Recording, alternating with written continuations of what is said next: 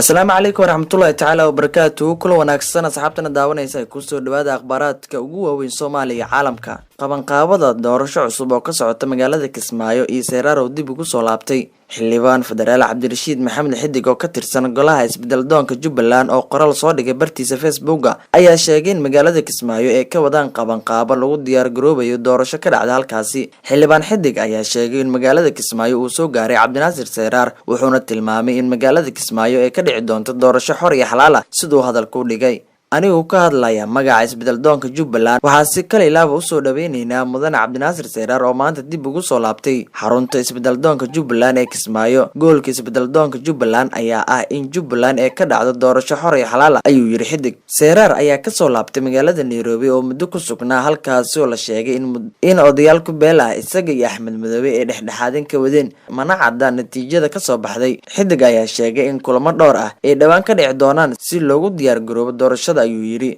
Maxad waxa ay tahay doorashada uu Xidig sheegay in Kismaayo lagu qabanayo. Hore waxaa magaalada Kismaayo uga dhacay doorashooyin kala duwan oo lagu kala doortay isaga iyo Axmed Madoobe. Si kastaba dowladda Soomaaliya oo aan aqoonsaneyn dhammaan madaxweynayaasha lagu doortay Kismaayo ayaa hore u sheegtay in doorasho sax ah ay u qaban doonto Jubbaland mana cadda haddii doorashada uu ka hadlayo Xidig iyo tan dowladda ay isku mid yihiin. Si kastaba ha ahaatee magaalada Kismaayo ayaa hadda waxay beesha caalamka u aqoonsatay in madaxweyne uu ka yahay Axmed Maxamed Islaam Axmed Madoobe oo hore loogu doortay magaaladaasi.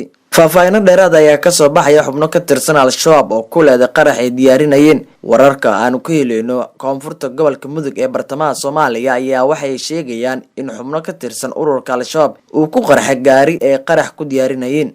Dad ku nool deegaanka lagu magacaabo Dabagalo hoostaga degmada Xarardheere ee gobolka Mudug ayaa Haga News u sheegay in mar qura ay ka war heleen qarax aad u xoogan oo ka dhacay xarun ay Al-Shabaab ku leeyihiin deegaankaasi.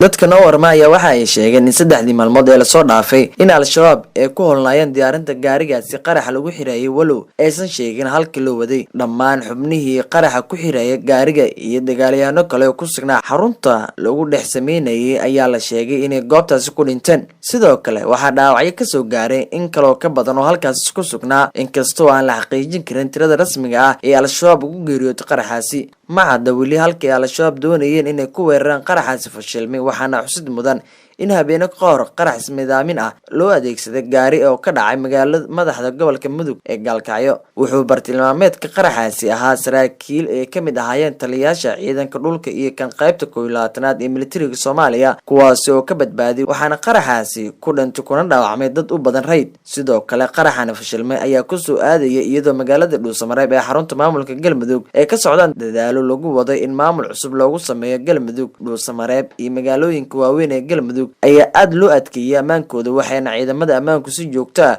ugu sameynayaan howlgallo iyo baaritaano guri ah. Ugu dambeyntiina howlgal ka dhanaa Al-Shabaab ayaa ka socday deegaano ka tirsan gobolada Jubbooyinka. Ciidamada xoogga dalka qaybta 43aad ee deegaanada Jubbaland ayaa labadii maalmood ee la soo dhaafay howlgallo qorsheysan waxay ka wada deegaanada u dhaxeeya degmooyinka Kismaayo iyo Jamaame ee gobolka Jubbada Hoose. Howlgalkani ayaa waxaa laga sameeyay deegaanada Muuse Xaaji Araare iyo Kaban oo dhamaantood ka tirsan gobolka Jubbada Hoose. Howlgalka ayaa yimid kadib markii ciidamada shacabka ka heleen qorshe sida ay sheegeen Al-Shabaab ay ku doonayeen inay ka jebiyaan kararada webiga Jubba si ugu fataho shacabka webigaasi. Howlgalkan intuu uu socday ayaa ciidamada waxay u suurto galay inay ku soo saaraan tiro miinooyin ay Al-Shabaab ku aasan hareeraha wadooyinka. Korneel Maxamed Badal Xasan oo ka mid ah saraakiisha howlgalkan hogaaminaysa ayaa warbaahinta u sheegay in howlgalku uu sii socon doono inta deegaanada ay kaga sugan yihiin xarakada Al-Shabaab laga saarayo. Guud ahaan waa naga intaas warkii aad ka daawanayseen shabakada Haga News.